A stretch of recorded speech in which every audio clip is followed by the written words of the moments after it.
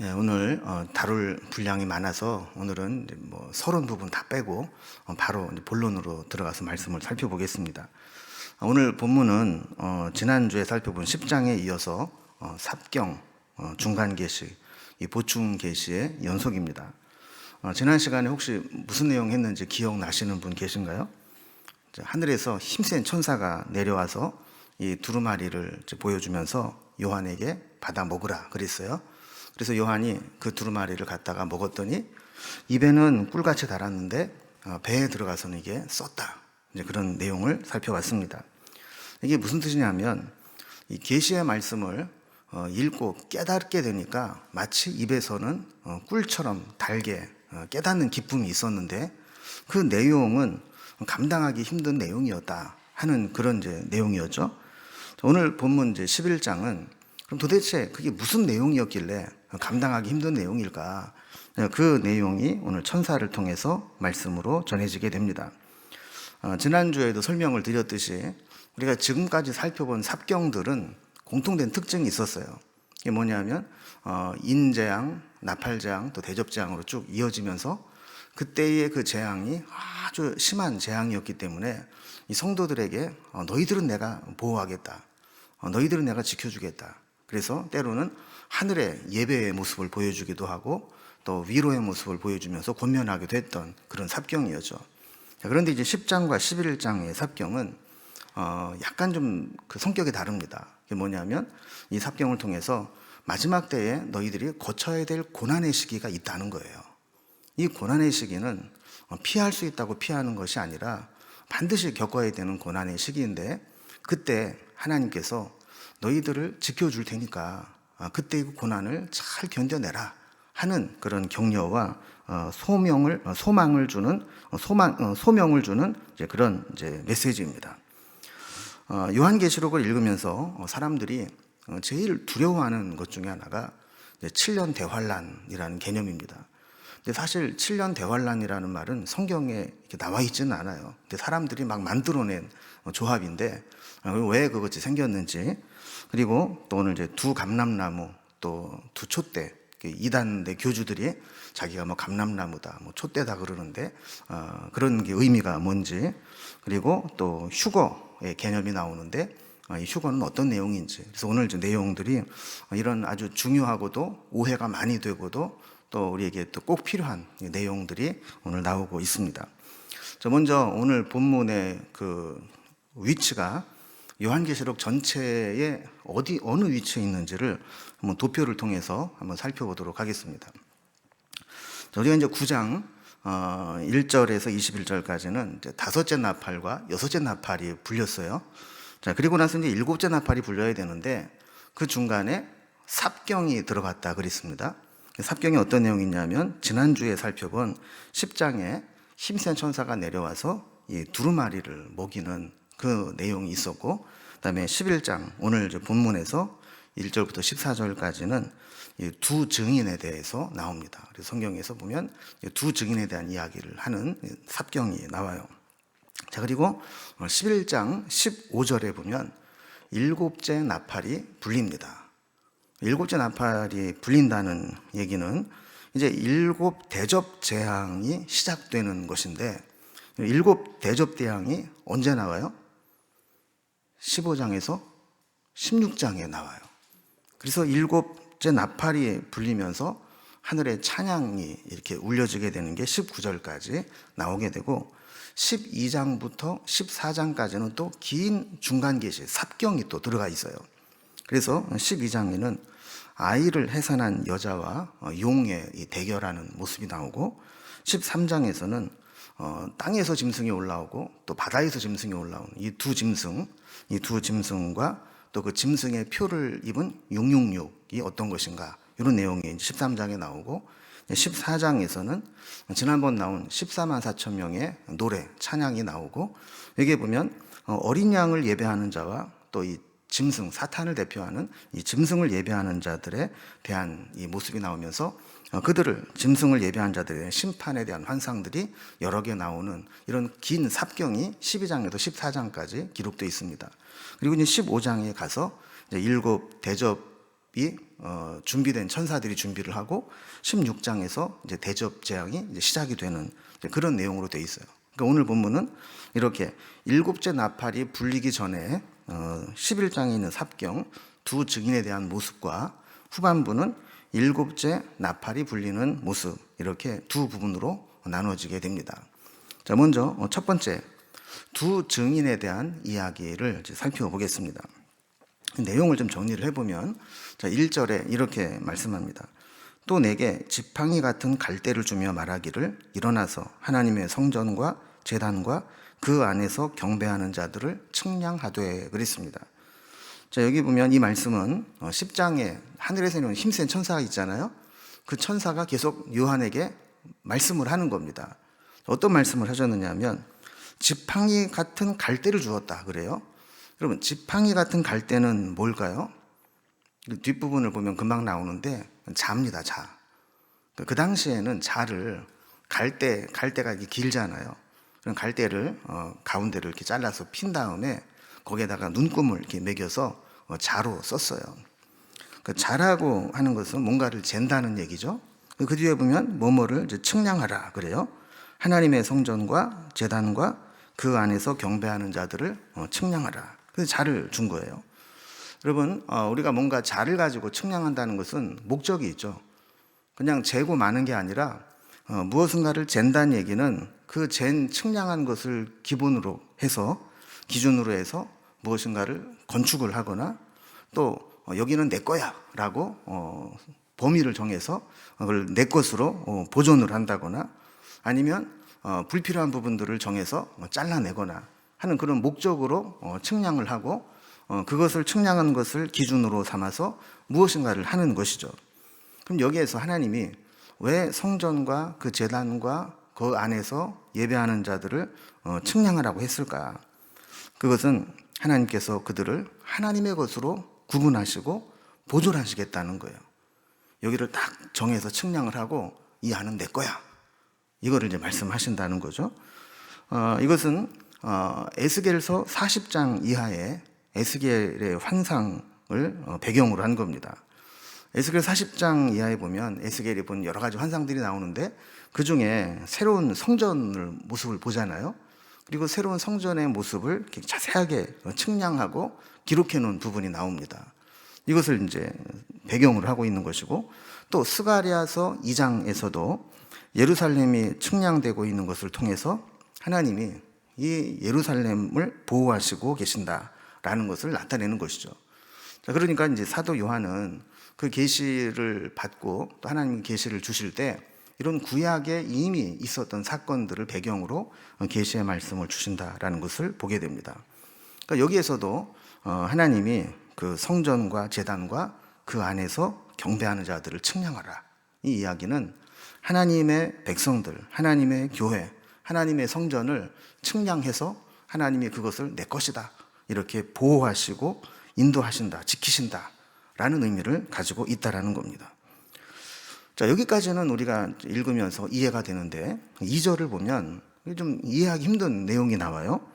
성전 바깥 마당은 측량하지 말고 그냥 두라. 이것은 이방인에게 주었은즉 그들이 거룩한 성을 42달 동안 짓밟으리라 그랬어요. 자, 아까 1절에서 성전과 그 안에 있는 제단과 또 그 앞에서 예배하는 자들은 하나님이 측량해라, 내 거다 이랬는데 성전의 바깥 마당은 측량하지 말고 그냥 두라. 왜냐하면 그건 내 것으로 여기지 않겠다는 거예요. 내가 그들을 보호하지 않겠다는 거예요. 나머지는 이방인에게 일시적으로 42달 동안 넘겨주어서 그들이 그것을 짓밟게 될 것이다 라는 겁니다. 그럼 성전 바깥 마당은 뭐냐 이랬을 때 이 성전에는 안에 마당이 있죠. 그것은 제사장들이 하나님의 제사를 드리러 갔을 때 성전 안에 딱 들어가면 이제 물두멍이 있고 또 번제단이 있고 또 진성소와 성소가 있는 이제 그 뜰을 말합니다. 그리고 그 바깥에는 제사장이 아닌 사람들, 일반인도 들어갈 수 있는 그런 유대인의 뜰, 여인의 뜰, 이방인의 뜰 이런 이제 뜰들이 있어요. 그러니까 이렇게 바깥 뜰은 유대인의 뜰, 또 이방인의 뜰, 여인들의 뜰 있는 이제 그런 장소입니다. 근데 그것은 하나님께서 예외로 두셨다는 거예요. 측량하지 말고 그냥 두어라. 그것은 42달 동안 이방인들이 짓밟도록 내가 허용할 것이다. 이렇게 말씀을 했다라는 겁니다. 그럼 이 바깥마당은 도대체 뭐길래 하나님께서 그걸 측량하지 말고 그냥 내버려 두고 이방인들이 짓밟도록 허용을 했는가? 어떤 사람들은 이거를 이방인들이다. 또 성전 중심에 들어오지 않고 믿음이 연약한 자들이다. 또 엉터리로 믿는 나이롱 신자들이다. 그래서 이런 자들은 이제 7년 대환란이 올 때 그 혹심한 환란을 겪고 믿음으로 버텨내야 구원받는다. 이렇게 얘기를 하는데 이거는 잘못된 해석입니다. 아까도 말씀드렸듯이 7년 대환란이라는 말 자체가 성경에는 없어요. 그러면 성전 바깥마당도 우리가 생각을 해볼 때, 그럼 성전 바깥마당이 성전 안에 있는 겁니까? 밖에 있는 겁니까? 거기도 성전이에요.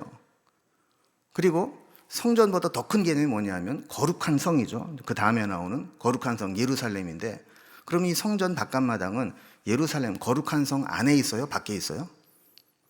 물론 안에 있죠. 그죠? 예루살렘 성이 크게 있으면 그 안에 성전이 있고 그 성전을 나누면 성전 안마당이 있고 바깥마당이 있고 그런 거잖아요. 자, 그런 면으로 본다면 성전 바깥마당은 하나님 백성이 아니다. 이방인이다. 구원받지 못하는 자들이다. 이렇게 볼 수 없다는 거예요. 그래서 이 성전을 우리가 일반적으로는 이제 성도들이라고 보고, 우리 이제 그 보수적인 신앙교에서 이 신학자들이 보편적으로 말하는 해석하는 것은 뭐냐면 성전 바깥마당은 성도들의 육신, 몸을 의미하는 것이고, 또 구별된 보호받아야 될 성전과 제단과 경배하는 자들은 성도들의 영혼이다. 이렇게 보는 거예요. 그러니까 말세에는, 마지막 때에는 우리가 환난을 겪어야 되는데 그 환난의 시기는 우리의 몸은 핍박을 받을 수 있다는 겁니다. 그러나 우리의 영혼까지 팔아버리는 그런 환난은 아니라는 거예요. 우리가 얼마든지 믿음으로 우리의 신앙의 본질을 지킬 수 있는, 그리고 그렇게 지킬 수 있게 해 주신다라는 겁니다.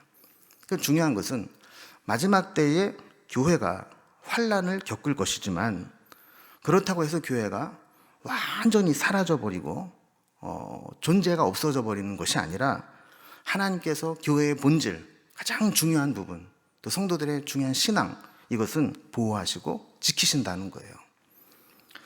자, 그런데 2절 뒷부분에 보면 그들이 거룩한 성을 42달 동안 짓밟으리라 그랬어요.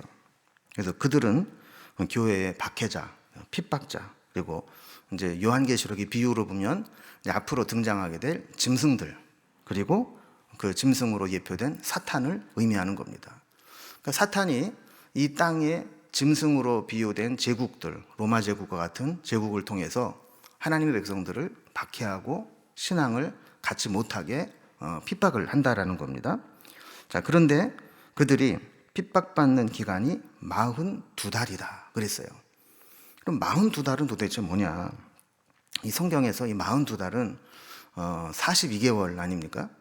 42개월은 3절에 보면 1260일이다 그랬어요. 1260일, 42개월, 이거를 연도로 환산을 하면 3년 반이 되는 거죠. 그러니까 1년이 12달이니까 42개월이면 3년 6개월이 되는 3년 반이라는 기간입니다. 자, 여기까지의 이 기준이 두 증인이, 좀 더 살펴볼 두 증인이 핍박을 받다가 죽는 것이에요. 죽은 다음에는 3년 반이 3일 반으로 바뀌어서 표현이 돼요. 그래서 11장 9절이나 11장 11절에 보면 3일 반으로 나오게 됩니다. 자, 이것은 어디서 나온 개념이냐면, 여러분 다니엘서 7장 25절에 보면 한 때와 두 때와 반 때, 이런 이제 표현이 나와요. 여러분 이 성경에서 한 때, 두 때, 반 때 그러면 이거 뭐냐면 다 더하라는 얘기입니다. 한 때, 두 때, 반 때는 1 더하기 2 더하기 0.5. 그러면 얼마예요? 1 더하기 2는 3. 3 더하기 0.5는 3.5. 그래서 한때, 두때, 반때는 3.5때, 그래서 3년 반을 상징적으로 말한 것을 여기에서 하나님이 차용해서 비유로 말씀을 해 주신 것입니다. 그러니까 이것은 어떤 문자적으로 뭐 42개월 3년 반이냐 아니면 3일 반이냐 이게 중요한 게 아니고, 성도들에게도 한시적으로 제한된 어떤 환난의 기간이 있을 것을 예고하는 겁니다. 여러분, 그래서 우리가 하나님의 때가 가까이 오면 올수록 신앙을 지키고 신앙생활하는 것이 점점 어려워집니다. 그래서 여러분, 저는 그런 생각을 하거든요. 이 마지막 때의 이런 환난이 꼭 뭐 짐승의 뿔을 가지고 막 총칼을 들여대고 못 믿게 하고 이런 게 아니라, 여러분, 사회의 풍조가 점점 그렇게 되잖아요. 신앙이 위축되고 예수 믿는다 그러면 이상하게 막 보기 시작하고, 이제 이런 시대가 점점 오게 되면서 예수 믿는다는 것을 드러내놓고 믿기가 좀 어려워지는, 그 신앙인으로 살아가는 폭이 좁아지는 그런 시대가 점점 오게 될 거라는 것이죠.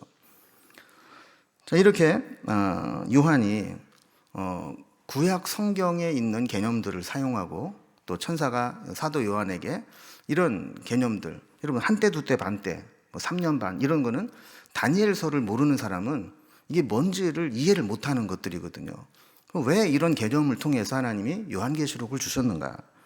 전에도 말씀드렸듯이 요한계시록은 사도 요한이 반모섬에서 기록을 하면서, 우리가 지금 1차적으로는 로마 제국의 핍박을 받고 있지만 하나님이 언젠가는 로마 제국을 무너뜨리실 것이다. 그때까지 우리가 믿음을 지키고 있으면 우리는 곧 믿음으로 승리하고 구원받을 것이다. 이 메시지를 주는 게 요한계시록이라 했잖아요. 근데 만약에 그 내용을 직설적으로 써서 보내면 로마 예석을 검열하고 통과를 시킬까요? 안 시킬까요? 안 시키겠죠. 그 사도 요한도 아마 목숨을 부지하기 힘들었을 거예요. 그러니까 유대인들에게, 성도들에게, 구약을 아는 신앙인들에게 이 하나님은 구약적 개념을 통해서 계시의 내용을 보여주시고 그것을 써서 보내게 되면 읽는 사람들도 그 내용을 보면서, 아, 이건 한때, 두때, 반때, 3년 반, 아, 이거 다니엘서에서 나왔던 것이지, 아, 그때 이런 일이 있을 것이라고 했고 이루어졌었지, 이거를 이제 바로 알아듣게 만드는 일들이죠. 그래서 이 다니엘서 7장 25절에 있었던 한때와 두때와 반때, 이것은 박해자들의 박해를 받는 것을 의미하는 것인데, 다니엘서에서 예언은 어떻게 이루어졌느냐 하면 기원전 168년부터 164년까지 안티오코스 에피파네스라고 하는 이제 수리아 제국의 왕이 유대를 침공하게 됩니다. 그 무력으로 예루살렘을 점령하고 유대인 8만 명을 학살하거나 노예로 끌고 갔습니다. 그리고 율법책을 가지고 있거나 자녀에게 할례를 행한 자들은 다 사형에 처했습니다. 그리고 제도적으로 안식일을 지키지 못하도록 모든 정책과 수단을 다 해서 그들이 목숨처럼 지키는 안식일을 못 지키게 했습니다. 심지어 이 성전 안에 헬라 신의 주신인 제우스 신상을 갖다가 떡하니 세워놓고 성경에서 부정한 짐승이라고 여기는 돼지를 잡아서 제물로 바치고 그때 받았던 피를 이 성전에 뿌렸어요. 여러분, 이 기간 동안 많은 유대인들이 죽음으로 안티오코스 에피파네스에게 대항을 했고 신앙을 지키려고 온갖 박해를 다 받았습니다. 자, 그러면서 죽지 않고 살아남은 자들은 신앙을 계속 이어져 갔는데, 결국 그 제국은 멸망을 하고 하나님의 나라는 살아남게 된 것이죠. 그러니까 이 박해가 이런 3년 반 동안의 앞부분에 있는 박해와 또 우리가 조금 더 살펴보게 될 두 증인이 나타났다가 죽게 된 후에 있는 3년 반의 박해, 이것이 통틀어서 합해져서 이제 7년 대환란이다, 이렇게 이름을 붙였는데, 저희가 볼 때는 그거를 꼭 굳이 그렇게 붙여야 될 필요가 있을까? 요한계시록을 전체적으로 보면서 그게 중요할까 하는 생각을 해보게 됩니다. 어쨌든 이렇게 천사가 알려준 내용은 교회가 환란의 시기를 만나게 될 것이고, 또 교회의 본질이 무너지지 않도록 하나님은 교회를 붙들어 줄 것이고, 성도들이 믿음을 지켜내게 될 것이다 라는 내용을 지금 앞부분에서 지금 하고 있는 겁니다. 자, 그러다가 3절부터 13절까지는 두 증인이 나옵니다. 이 증인이 두 명이라는 얘기는 증거로서 재판에서 최소한도 법적 효력을 갖게 하는 숫자가 두 명이죠. 그러니까 혼자 증언해서는 법적 효력이 없고 최소한도 동일한 사건에 대해서 두 사람 이상의 목격자가 의견이 일치해야 증거로 증인으로 채택이 되는데 여기에 두 명의 증인이 나오게 된다는 거예요. 그러면 두 증인이 누구냐? 이것은 교회를 의미하는 겁니다. 교회의 지도자들, 또 교회의 성도들, 사명자들을 의미하는 거예요. 자, 천사가 전해주는 말씀이 3절에서 이어집니다.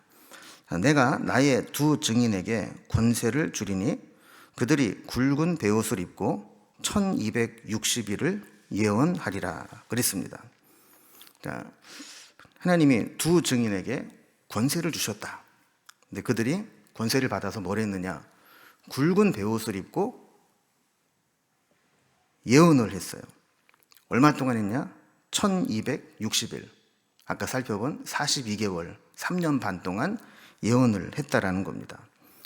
회개를 전했다, 예언했다. 그러니까 굵은 배를 입고 예언을 했다는 얘기는 회개를 선포한 거거든요. 그러니까 믿는 성도들에게는 고난과 환란이 올 때 순도 높은 환란을 이겨낸 그런 순도 높은 믿음을 가져라, 이런 예언이고, 또 하나님을 대적하는 자들에게는, 불신자들에게는 회개를 촉구하고 마지막 기회를 주는 그런 메시지였습니다. 이렇게 환란의 기간인 1260일 동안 권세 있게, 권세를 받아서 능력 있게 말씀을 예언하는 사역을 두 증인이 하게 될 거라는 거예요. 이것이 이제 사명자들의 감당해야 될 사명이죠. 마지막 때가 다가올수록 더 열심히 하나님 말씀을 배우고 또 증언하고 또 전하고 해야 될 사명이 있다라는 겁니다. 4절에 보면 이 두 증인을 비유로 말씀을 했어요. 그들이 이 땅에 주 앞에 서 있는 두 감람나무와 두 촛대니 그랬어요. 그럼 이 두 감람나무와 두 촛대도 구약에 있는 개념을 사용해서 하나님이 말씀해 주신 겁니다. 이 두 감람나무와 두 촛대는 스가랴서에 나오는 7등잔과 두 감람나무의 개념에서 가지고 온 것입니다. 그래서 스가랴서에서는 이 두 증인으로 예표된 두 감람나무 7등잔, 이 두 감람나무를 그 당시 유다의 총독이었던 수르바벨, 그리고 대제사장이었던 여호수아를 상징하는 것이죠. 다시 포로에서 돌아온 이후에 성전을 재건하게 될 그걸 예언한 것들입니다. 많은 이단 교주들이 이 개념을 차용해서 내가 감람나무다, 이렇게 박태선부터 시작해서 그런 얘기를 했잖아요. 근데 성경에서 이 두 감람나무는 교회의 사명자를 얘기하는 것이지 또는 교주를 얘기하는 게 아니에요. 요한계시록에는 이 두 증인이 마치 모세와 엘리야와 같은 하나님의 능력을 덧입게 될 것이다 라고 말씀을 합니다. 자, 그들이 사명을 감당하게 될 모델로 제시한 것인데 6절 말씀을 보겠습니다. 자, 그들이 권능을 가지고 하늘을 닫아 그 예언을 하는 날 동안 비가 오지 못하게 하고, 또 권능을 가지고 물을 피로 변하게 하고 아무 때에든지 원하는 대로 여러 가지 재앙으로 땅을 치리로다 그랬어요. 여러분, 여기서 앞부분에 권능을 가지고 하늘을 닫아 예언하는 날 동안 비가 오지 못하게 한 자, 우리는 이게 누가 딱 생각이 납니까? 무슨 리아가 생각이 나요? 엘리야가 생각이 나죠. 그럼 이게 뒷부분에 나오는 거, 권능을 가지고 물을 피로 변하게 하고 아무 때에든지 원하는 대로 여러 가지 재앙을 땅에 친 자, 누가 생각이 나요? 모세가 생각이 나죠. 자, 그러니까 마지막 때에 하나님께서 세우신 두 증인, 그 두 증인은 엘리야와 모세와 같이 환란의 시기를 이겨낼 수 있는 권능을 받는 자가 될 것이다 라는 겁니다. 그러니까 마지막 때에 아무리 큰 환란이 와도 하나님의 사명자는 모세와 엘리야가, 모세는 바로 왕과 대적을 해서 이긴 자 아닙니까? 엘리야는 850명의 바알과 아세라 선지자들, 그리고 아합과 또 이세벨과 싸워서 이겼지 않습니까? 어떤 핍박과 박해와 권세를 가지고 와도 능히 견뎌내고 이겨내는 자, 그들처럼 하나님은 두 증인, 사명자에게 이 능력을 주시겠다는 거예요. 심지어는 5절 말씀을 보면 만일 누구든지 그들을 해하고자 하면 그들의 입에서 불이 나와서 그들의 원수를 삼켜버릴 것이요 누구든지 그들을 해하고자 하면 반드시 그와 같이 죽임을 당하리라 그랬어요. 그럼 여기서 그들의 입에서 불이 나와서 그들을 삼키고 함께 죽게 할 것이다. 여러분 이건 무슨 의미일까요? 뭐 진짜 우리가 용가리가 돼가지고 사명자들이 하면 막 불이 나와서 막 불사르고 죽인다는 걸까요? 그게 아니라 여러분 우리 입에서 나오는 것은 뭡니까? 성도들의 입에서 나오는 것은 하나님의 말씀을 대언하는 것과 기도의 소리예요. 그러니까 이 세상을 결박하고 이 세상을 이길 수 있는 힘은 하나님의 말씀이 선포되고 기도를 통해서 하나님의 능력을 나타내는 것. 그것이 마지막 시대에 성도들이 가져야 될 하나님의 능력이라는 겁니다. 그래서 우리가 마지막 때 환난을 겪을 때 말씀과 기도로 무장하는 사람은 이겨낼 수 있습니다. 그러나 이것이 없는 사람은 아무리 허해도 불같은 말씀이 나가고 불같은 기도가 나가는 게 아니라 그냥 맨 김만 나가고 맥 빠지게 되는 것이죠. 그러나 이들이 이렇게 능력만 가지고 있는 것은 아닙니다. 말씀을 전하는 사명을 다하고 정해진 환난의 기간 3년 반이 지나고 나면 뜬금없이 그들이 죽게 되는 일이 일어나게 될 것이다라고 말씀을 합니다. 7절 말씀을 보면 그들이 그 증언을 마칠 때에 무저갱으로부터 올라오는 짐승이 그들과 더불어 전쟁을 일으켜 그들을 이기고 그들을 죽일 터인즉 그랬습니다. 자, 그러니까 마지막 때 환난의 때에 하나님이 세우신 사명자들, 믿음의 성도들이 하나님 앞에 두 증인이 되어서 감람나무와 같은 모세와 엘리야와 같은 능력을 가지고 말씀에서 입에서 나오는 말씀과 기도의 능력으로 그들을 능히 이기게 될 것인데 그 사명을 감당하는 3년 반의 시간이 지나고 나면 무저갱에서 짐승이 올라올 것인데 그 무저갱에서 올라오는 짐승은 사탄에 부리는 자 아닙니까? 무저갱은 사탄이 거하는 곳이니까 그 짐승이 올라와서 그 두 증인을 죽이게 될 것이라는 거예요. 전쟁을 일으켜서. 그래서 교회가 정해진 사명을 다 했을 때 다 감당하고 나면 순교자가 나올 수도 있다라는 겁니다. 여러분 이게 사실은 우리가 감당해야 될 사명인데 우리가 예수 믿고 열심히 말씀으로 무장하고 기도하면 환난이 없고 어려움이 없고 그냥 모든 것이 막 승승장구하고 이런 것이 아니라 어떤 때로는 순교를 감당해야 될 때도 있다라는 겁니다. 그럼에도 불구하고 하나님 주신 사명을 감당해야 되는 게 사명자의 몫이라는 것이죠. 그 8절과 9절을 보면 그들의 시체가 큰 성 길에 있으리니 그 성은 영적으로 하면 소돔이라고도 하고 애굽이라고도 하니 곧 그들의 주께서 십자가에서 못 박히신 곳이라. 백성들과 족속과 방언과 나라 중에서 사람들이 그 시체를 사흘 반 동안을 보며 무덤에 장사하지 못하게 하리로다 그랬어요. 자, 그러니까 앞에 3년 반 동안 환난의 기간에는 하나님이 두 증인에게 권세를 주시고 능력을 주셔서 힘있게 사역을 하고 말씀을 전하고 기도로 이겨냈는데 그때가 딱 지나고 나니까 갑자기 무저갱에서 짐승이 나타나서 전쟁을 일으켜서 그 두 증인을 순교하게 만들었어요. 그러면서 남은 3년 반의 환난이 또 시작이 되는데 이때는 어떤 상태가 되느냐 하면 두 증인이 죽었는데도 불구하고 그들의 시체를 장사 지내지 못하고 큰 성 길에 사흘 반 동안 방치하게 된다는 거예요. 이 사흘 반이라고 하는 이 시기는 앞부분에 있는 표현으로 말하면 3년 반을 채우는 것이죠. 앞에 3년 반, 뒤에 3년 반, 그래서 이제 7년이 된다라고 보는 것인데 어느 정도로 상황이 안 좋으냐 하면 순교를 당한 것도 참 괴로운 일인데 순교 당한 그 시신을 3일 반 동안 치우지도 못하고 장사도 못 지내고 그냥 방치하고 있을 수밖에 없는 그런 상황이 될 거라는 거예요. 그럼 그 정도로 교회가 세상의 수치와 모욕을 당하고 무기력한 상태에 빠지게 되는 기간이 된다라는 겁니다. 그럼 어떻게 보면 요즘에 교회가 얼마나 만신창이가 돼 있습니까? 세상에. 그 세상 사람들로부터 예수 믿는 것들 왜 저러냐 막 이런 소리를 듣는데도 불구하고 나서서 교회가 안 그렇다고 변호하고 방어하고 교회는 생명의 빛이라고 막 이야기를 할 때 그러냐고 수긍을 하는 그런 시대가 아니잖아요. 니들끼리 잘 먹고 잘 살아라 막 이런 시대가 돼버렸잖아요. 그러니까 마치 그런 것과 마찬가지로 교회에 두 증인이 죽었는데도 그 증인의 시신을 수습하지 못할 그런 정도의 무기력한 상태에 빠지는 기간이 될 거라는 겁니다. 여기 보면 그 증인의 시신이 어디에 있다 그랬어요? 큰 성 길가에 있다. 여기 큰 성은 어느 성을 얘기하는 걸까요?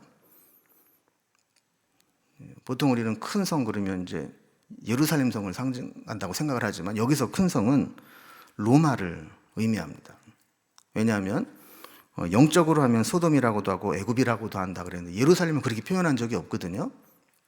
자, 그러면 이 큰 성이 소돔과 같고 애굽과 같다. 이 무슨 의미냐면 소돔과 같이 영적으로 타락한 곳이고 애굽과 같이 하나님을 대적하고 성도들을 핍박하는 곳이라는 거예요.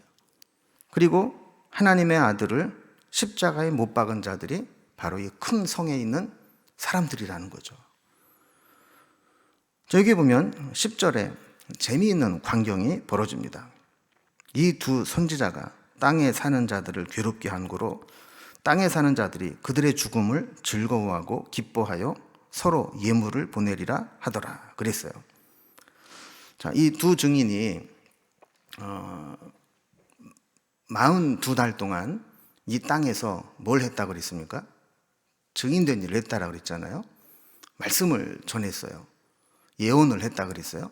그 예언의 말씀은 그 큰 성에 사는 사람들에게 회개하라 하는 말씀을 전한 것이었어요. 그런데 무저갱에서 올라온 짐승이 그 두 증인을 쳐서 죽였어요. 그러니까 더 이상 그런 회개하라 이런 말씀을 안 들어도 되죠. 그러니까 얼마나 그들이 기뻤는지 마치 어떤 축제나 큰 잔치나 파티 때 서로 선물 교환을 하듯이 그 못된 놈들끼리 서로 선물을 교환했다는 거예요. 여러분, 사실 우리의 잘못에 대해서 계속해서 그 잘못을 끄집어내고 지적하고 또 이야기하고 그러면 듣는 사람 입장에서는 어떻습니까? 내가 아무리 힘을 가지고 있어도 계속해서 그 잘못을 지적하고 끄집어내면 그 괴로운 거예요. 양심의 가책이 생기고 자신의 잘못이 계속 알려지게 되고 그런데 그렇게 계속해서 나를 힘들게 하고 괴롭게 했던 자가 죽었어요. 얼마나 기쁘게 했느냐는 거예요. 그래서 그들이 서로 야 이제 두 증인이 죽었다. 너도 힘들었지? 이거 갖고 좀 위로를 얻어. 선물을 보내고 또 딴 사람이 또 자기한테 선물을 보내고 이런 일들이 있었다라는 겁니다.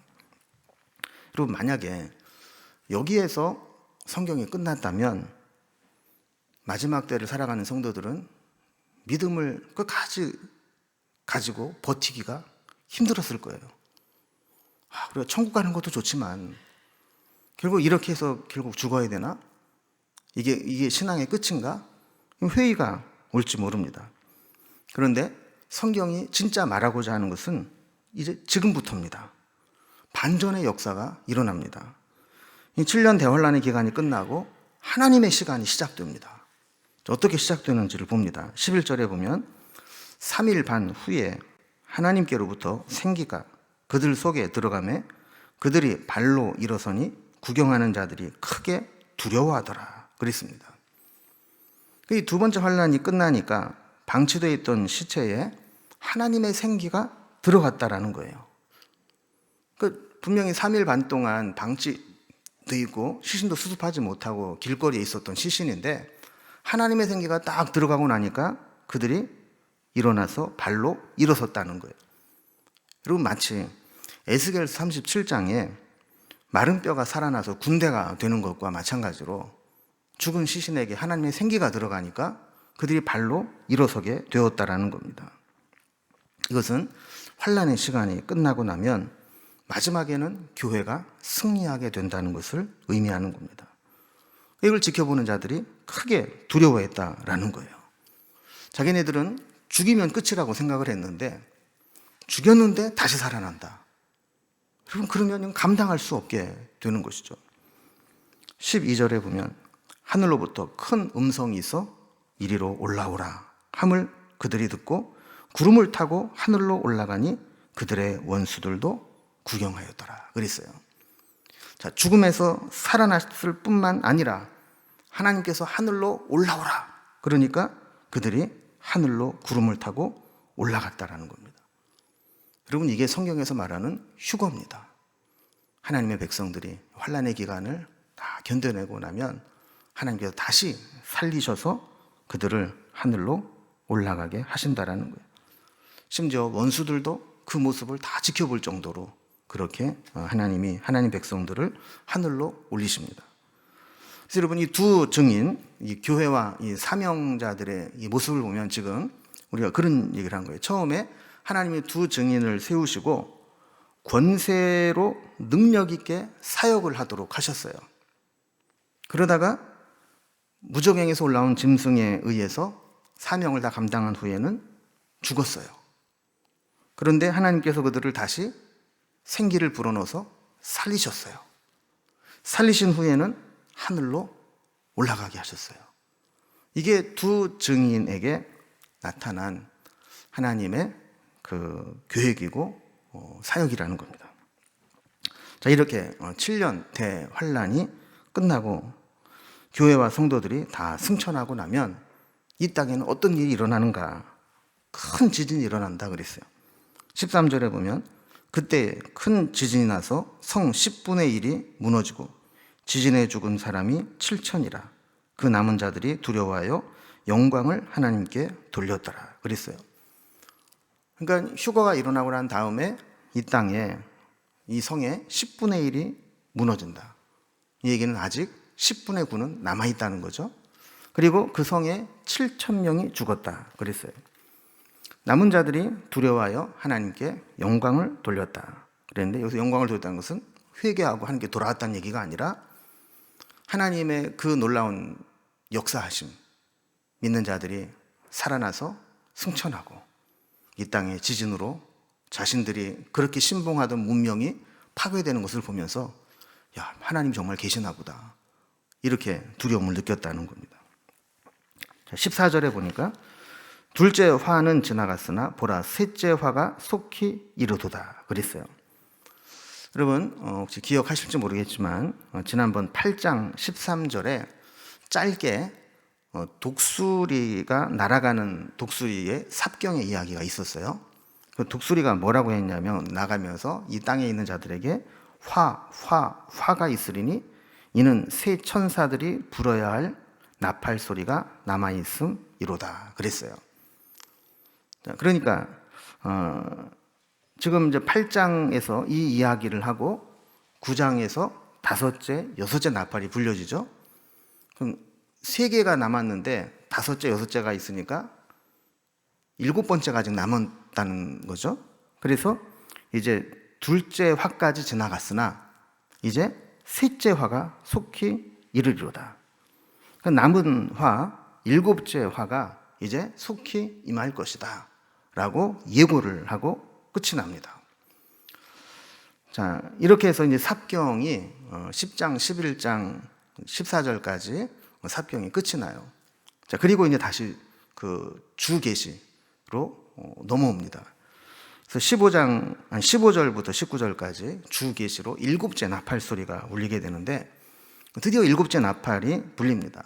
15절을 보면 7째 천사가 나팔을 불매 하늘에 큰 음성이 나서 이르되 세상 나라가 우리 주와 그의 그리스도의 나라가 되어 그가 세세토록 왕노릇 하시리로다 하니 그랬어요.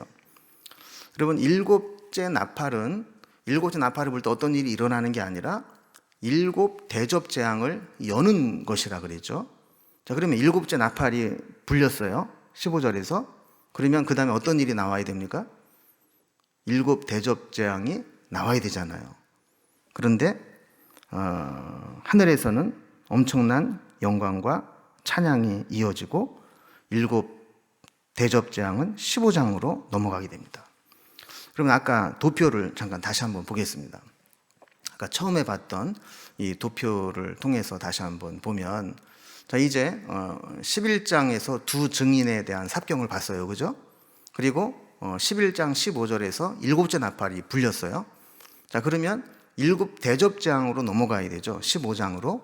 그런데 그 사이에 12, 13, 14장에 삽경이 또 들어가 있다라는 겁니다. 그러니까 지금 우리가 보는 내용이 바로 이런 내용이다라는 겁니다. 자, 그러면 그들이 일곱째 나팔이 불 때 일곱 대접이 쏟아지지 않고 먼저 하늘에 엄청난 찬양이 울려 퍼지는데, 그 찬양의 주제가 뭐냐? 지금 일곱 나팔이 불려지기 전까지는 이 세상이 두 세계로 나눠져 있었다는 거예요. 세상의 나라와 우리 주의 나라와.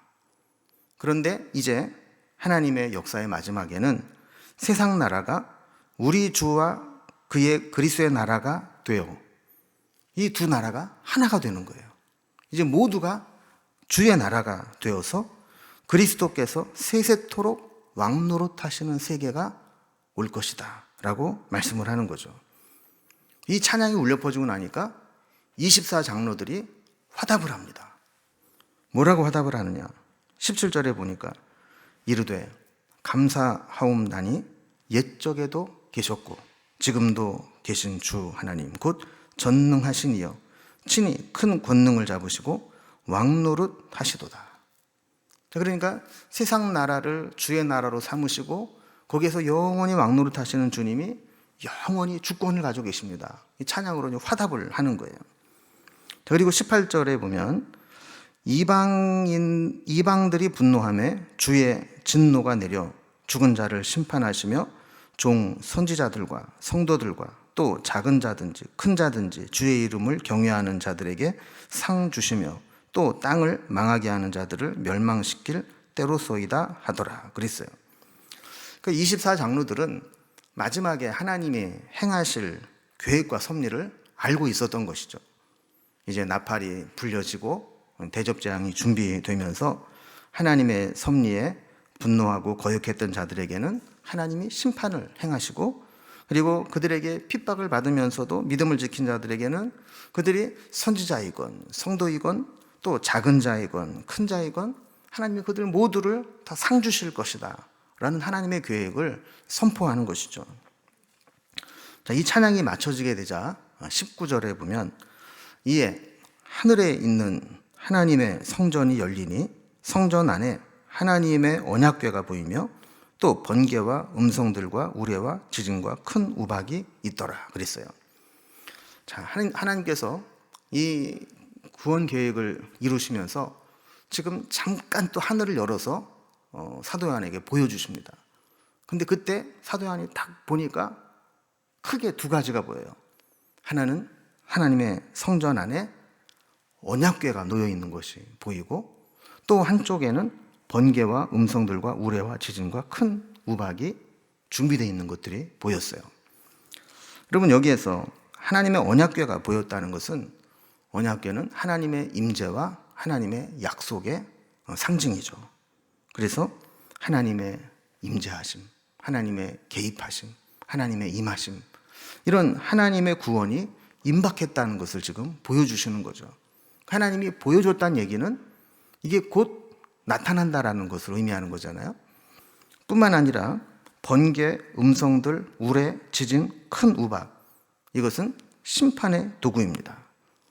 자, 그러니까 성도들에게는 하나님이 임재하셔서 그들을 구원하실 계획을 하나님이 보여주신 것이고, 또 하나님을 대적하는 자들에게는 이 번개, 음성, 우레, 지진, 우박과 같은 심판이 동시에 예비되어 있다라는 것을 보여주는 겁니다.